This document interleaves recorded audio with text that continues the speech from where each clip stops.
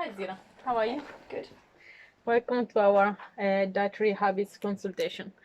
So, the first thing I would like to know is what is your goal and why you are seeking for nutritional advice.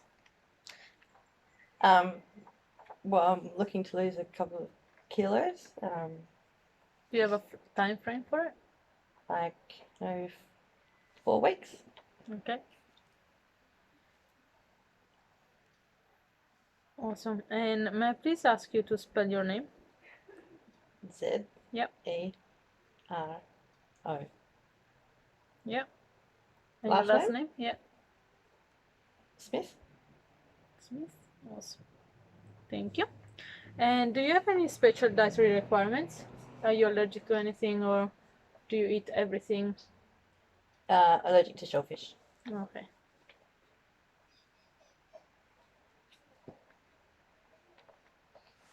All right. So, I would start with the dietary habits questionnaire. So I get to know a bit what do you used to eat, and it's gonna be easier for me to understand where we sit at. So, how many serves of vegetables do you usually eat per day? How much is a serve?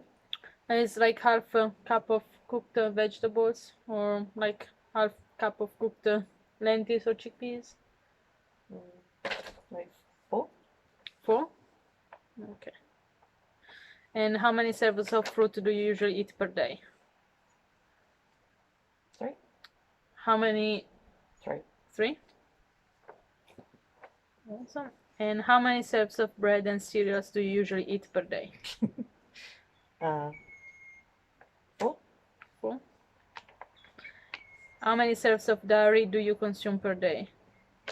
Okay, so again, what's a serve? 1 cup of milk, or like half cup of evaporated milk, or 2 slices of cheese, half cup of ricotta. 4. 4. Okay. How many serves of meat or alternatives do you consume per day? So it could be fish or could be lean poultry. I don't eat a lot of meat. So No. So do you think you eat less than 65 grams per day? Yeah. Okay. Do you eat any eggs or? Yeah, 8 eggs. How many? Because 2 eggs is like 1 portion, so it's. Okay. Yeah, maybe 1 portion, 2 eggs a day. Okay. And the discretionary choices. So how many, like kind of naughty food do you eat per day? Naughty Or in foods. in 1 week? So it could be ice cream, it could be sausage, donuts, chocolate, cake. Maybe 1 every day. So like 7 serves per week. Yeah. Awesome. All right. So I'm gonna explain to you how we work. It's like we follow the Australian dietary guidelines. There are like 5 guidelines that are the main one, and the first one is how it's important it is to be active and to choose like an amount of nutritious food that we for our intake that is gonna help with our energy and with our mental health as well.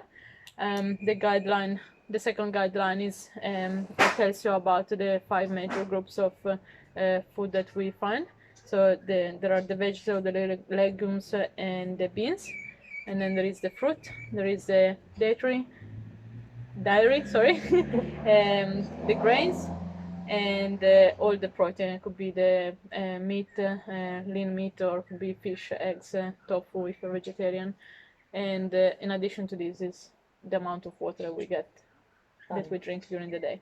The guideline number 3 is to limiting the intake of food with a very high number of saturated fat. And guideline 4 is to encourage and support and promote the breastfeeding.